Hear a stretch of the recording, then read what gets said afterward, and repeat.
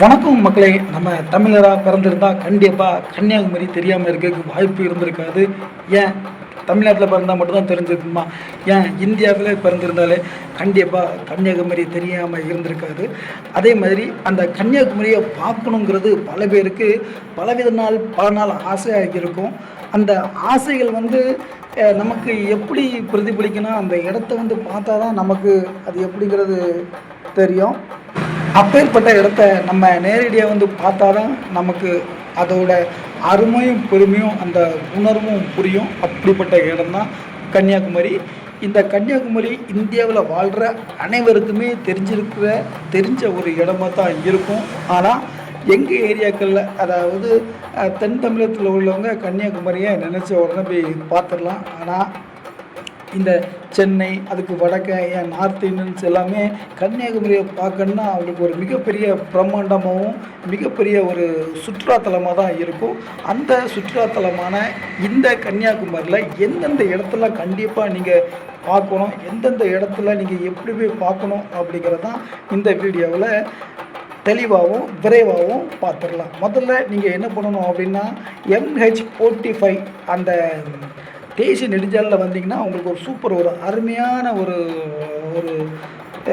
அருமையான உங்களுக்கு ஒரு அனுபவம் கிடைக்கும். ஏன்னா அந்த ரோடு கரெக்டாக லாஸ்ட்டாக கன்னியாகுமரி எண்டில் போய் முடியும். அந்த இதை பார்த்தாலே இதுக்கப்புறம் நம்ம இந்திய திருநாட்டோட எல்லை முடிஞ்சிருச்சு, இதுக்கப்புறம் ரோடு இல்லை அப்படிங்கிறது, நம்ம இந்திய திருநாட்டோட கடைசி தென்கோடியில் நிற்கிறோம் அப்படிங்கிற ஒரு உணர்வு நமக்குள்ள ஒரு பிரமிப்பை உண்டாக்கும். அந்த ரோடுக்கு ரைட் ஹேண்ட் சைடில் கோவளம் பீச்சு, அதுக்கப்புறம் அங்கேயே 2-3 சுற்றுலாத்தலங்கள் இருக்குது. இதை நம்ம அடுத்த வீடியோக்களை பார்ப்போம்.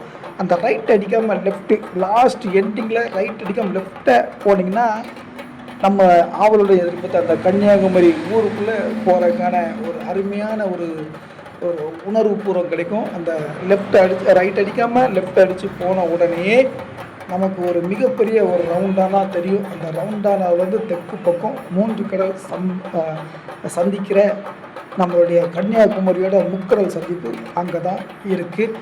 நம்ம அதை எப்படி முதல்ல கண்டுபிடிக்கணும், இதுக்கு எங்கெல்லாம் போகணும் அப்படிங்கிற சொல்லுவேன். அந்த ரவுண்டவுனா வந்துட்டிங்கன்னா உடனே பார்க்கிங் ஏரியா இருக்குது. பார்க்கிங் ஏரியாவில் உங்களோட வண்டியை அப்படியே ஒரு பார்க்கிங்கை போட்டுட்டு நீங்கள் உடனே செய்ய வேண்டிய ஒரே வேலை, பூம்புகார் கப்பல் போக்குவரத்து மையம் இருக்குது. அந்த பூம்புகார் கப்பல் போக்குவரத்து, அதாவது போட்டு சர்வீஸ் இருக்குது. இந்த போட்டு சர்வீஸில் நீங்கள் என்ன பண்ணணும் அப்படின்னா, டைரெக்டாக போட் சர்வீஸில் போகணும். அதோட டைமிங் பார்த்திங்கன்னா காலைல 9 மணிலேருந்து 4 மணி வரை தான் டைமிங்கு.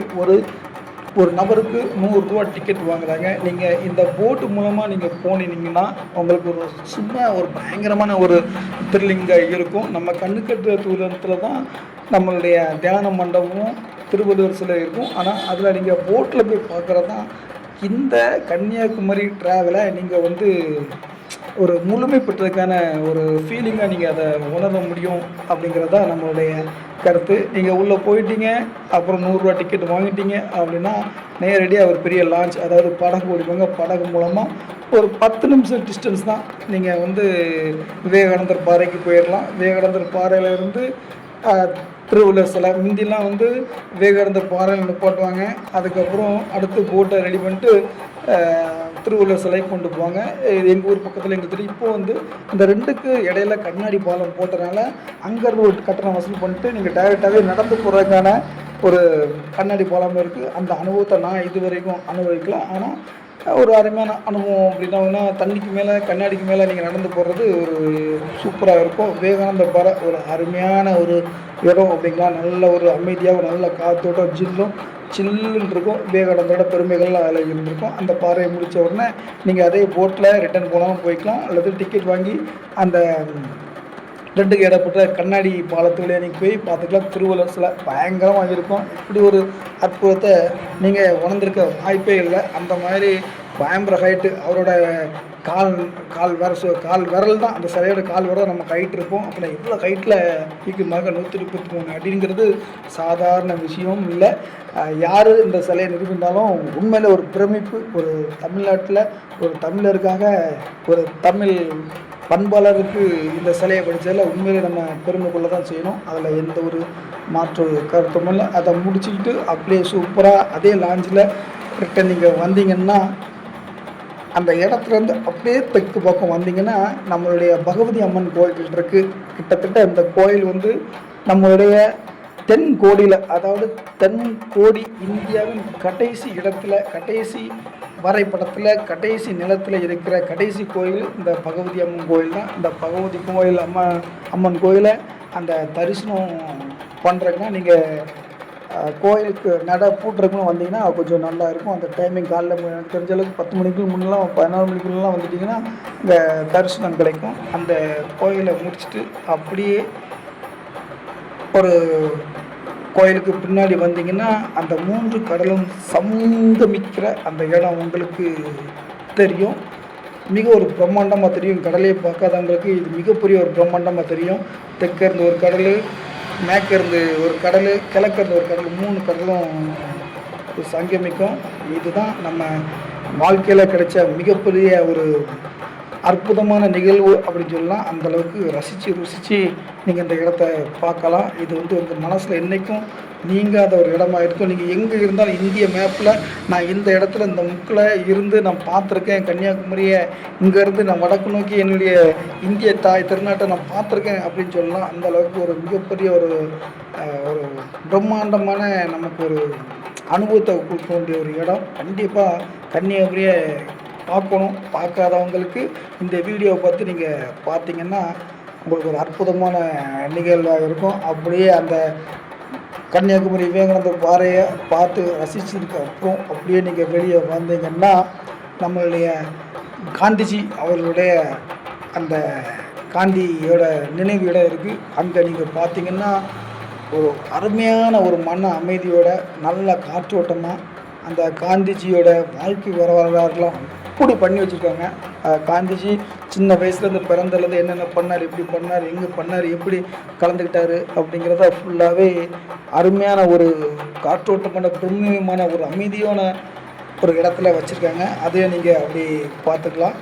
அது பார்த்ததுக்கப்புறம் அது அந்த காந்தி அவர்களுடைய அஸ்தியை கரைச்ச அந்த இடம் இருக்குது. அதில் ஒரு சின்ன துவாரம் இருக்கும். அக்டோபர் 2 கரெக்டாக அந்த அஸ்தி வச்ச இடத்துல சூரிய ஒளி வந்து போடும் அப்படிங்கிறது தான் ஐதீகம். ஆனால் நானும் செக் பண்ணியிருக்கேன். அக்டோபர் 2 கரெக்டாக அங்கே வந்து போய் பார்த்துருக்கேன். அந்த சூரிய ஒளி கரெக்டாக அந்த அஸ்தி வச்ச இடத்துல வந்து விழுந்திருக்கு. அது என்ன ஒரு மாயமோ மந்திரமோ தெரியல. உண்மையிலே அது ஒரு மிகப்பெரிய ஒரு அறிவியலையே மிஞ்சுற அளவுக்கான ஒரு அதிசயமான இடம் தான். கரெக்டாக காந்தி பிறந்த அன்னைக்கு அக்டோபர் 2 வந்து அந்த இடத்துல சூரிய ஒளி படுறது மிகப்பெரிய ஒரு வியப்புக்குரிய ஒரு விஷயமாக தெரியப்படுது. இந்த சூரிய ஒளியை பார்க்குறதுக்கு லட்சக்கணக்கான பேர் அன்னைக்கு இந்த காந்தி மண்டபத்துக்கு வருகை புரியுறாங்கிறது ஒரு சிறப்பு.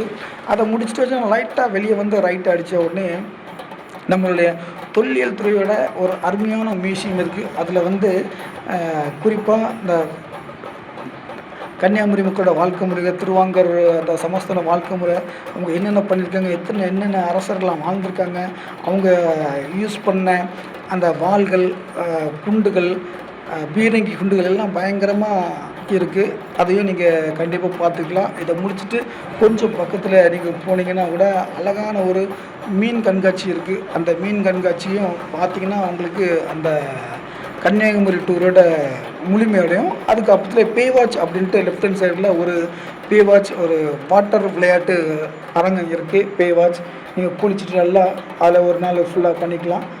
இங்கே வந்து பார்த்திங்கன்னா லாட்ஜிங் ஃபெசிலிட்டி நல்ல ஃபெசிலிட்டி எல்லாமே ஒரு குறைஞ்ச ரேட்டில் உங்களுக்கு கிளியராக தந்துடுவாங்க. அந்தளவுக்கு லாட்ஜிங் வசதிகள்லாம் அருமையாகவே இருக்குது. மொத்தத்தில் கன்னியாகுமரி வாழ்க்கையில் ஒரு முறையாவது நீங்கள் பார்த்துடணும். பார்த்த அனுபவம் இருந்தவங்க இந்த வீடியோவில் கமெண்ட் பண்ணி சொல்லுங்கள். கன்னியாகுமரியில் யாரெல்லாம் வந்திருக்கீங்க, எப்படிலாம் வந்திருக்கீங்க அப்படின்ட்டு. ஒரு 5 வருஷத்துக்கு முன்னே வந்த கன்னியாகுமரிக்கும் இப்போ இருக்கிற கன்னியாகுமரிக்கும் பயங்கர வித்தியாசம். அந்தளவுக்கு அரசு கன்னியாகுமரியான இந்த சுற்றுலாத்தலத்தை சூப்பராக டெவலப் பண்ணி வச்சுருக்காங்க. பக்காவாக சுத்தத்துக்கு பேர் போனது அருமையாக இருக்குங்க. கண்டிப்பாக அந்த கன்னியாகுமரிக்கு வரணும் அப்படின்னா நான் சொன்ன மாதிரி எங்கே இறங்கணும், எப்படி வரணும், என்ன பண்ணணுங்கிறத நீங்கள் ஃபாலோ பண்ணி வாங்க. திரும்பவும் உங்களுக்கு முதல்ல ரிப்பீட் பண்ணுறேன். முதல்ல இந்தியாவின் கடைக்கோடி ரோடு முடிகிற இடத்துல வந்து உங்களுடைய அனுபவத்தை பகிர்ந்துக்கோங்க. அதுக்கப்புறம் அப்படியே நீங்கள் ரைட் சைடு வந்தீங்கன்னா ரவுண்டானா எடுத்து அதுக்கு நேர் கிழக்க போனீங்கன்னா பூம்புகார் நம்மளுடைய அந்த கப்பலில் போய் விவேகானந்தர் சிலையை பார்க்குறதுக்கான ஏற்பாடு பண்ணுங்க. அதில் 100 ரூபா டிக்கெட் எடுத்து நீங்கள் போனீங்கன்னா கண்டிப்பாக அதை பார்த்துக்கலாம். அங்கேருந்து அப்படியே விவேகானந்த பாறையில் இருந்து அப்படியே விவேகானந்தர் சிலை, அதுக்கப்புறம் நீங்கள் ரிட்டன் வந்துட்டீங்க அப்படின்னா நம்மளுடைய பகவதி அம்மனோட பகவதி அம்மன் தரிசனத்தை பார்த்துட்டு அப்படியே நேராக கொஞ்சம் தெற்க இறங்கி போனீங்க அப்படின்னா உடனடியாக உங்களுக்கு வந்து முக்கடல் சந்திப்பு அந்த இடம் கிடச்சிடும். 3 கடல், தெற்க இருந்து ஒரு கடல், மேற்க இருந்து ஒரு கடல், கிழக்க இருந்து ஒரு கடல், 3 கடல் சந்திக்கிற ஒரு பிரமிப்பு ஒரே டைமில் நம்ம கண்ணு தான் அந்த 3 கடலையும் பார்க்குதா அப்படிங்கிற ஒரு பிரமிப்பு உங்களுக்கு வரும். அந்தளவுக்கு அருமையான ஒரு சம்பவத்தை நீங்கள் பார்க்கலாம். அதுக்கப்புறம் வந்து காந்தி மண்டபம் வந்துட்டிங்கனாலே உங்களுக்கு அந்த காந்தியோட வாழ்க்கை வரலாறு, அவர் வந்து சிறு வயதுலேருந்து இறப்பு வரையிலாம் நடந்த சம்பவங்கள் புகைப்படத்தோடு சூப்பராக வச்சுருக்காங்க. அவரோட அஸ்தியை வந்து ட்ரெயினில் கொண்டு வந்து இங்கே தான் கரைச்சாங்க. அந்த அஸ்தி வச்ச இடமும் அதில் தான் இருக்குது.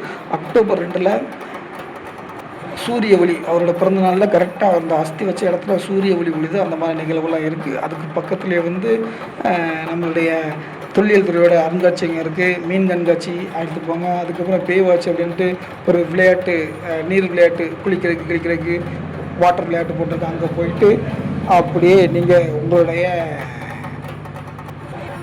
இந்த கன்னியாகுமரி ட்ரிப்பை ஜம்முன்ட்டு முடிச்சிடலாம். இதுக்கப்புறம் பக்கத்துலேயே உங்களுக்கு கோவளம் பீச் இருக்குது. அது அடுத்த நாள் டூர் பிளான் பண்ணிக்கலாம். கோவளம் அது பக்கத்துலேயே அது ஒரு துறைமுக நகரம் ஒன்று இருக்குது.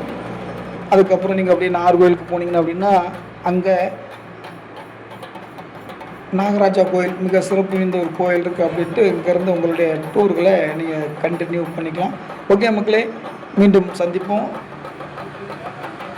நம்ம கன்னியாகுமரிக்கு வந்தது யார் அப்படின்னா நம்ம சொல்லுங்கள். நீங்கள் இப்போ பார்க்குற இந்த கொடி வந்து இப்போ பிரமிப்பாக பயங்கரமாக ரீசெண்டாக ஆரம்பிச்சிருக்கு. இதுதான் இந்தியாவின் கடைசி கொடி, அதாவது கடைசி முனையில் இருக்கிற கொடி அப்படின்னு சொல்லலாம். அந்தளவுக்கு ஒரு பிரம்மாண்டமாக நம்ம கன்னியாகுமரி என்ட்ரி ஆகிறதுக்குள்ள அரை கிலோமீட்டர் அல்லது 2 கிலோமீட்டர் முன்னே இந்த கொடி தான் அவங்கள வந்து இன்வைட் பண்ணும்.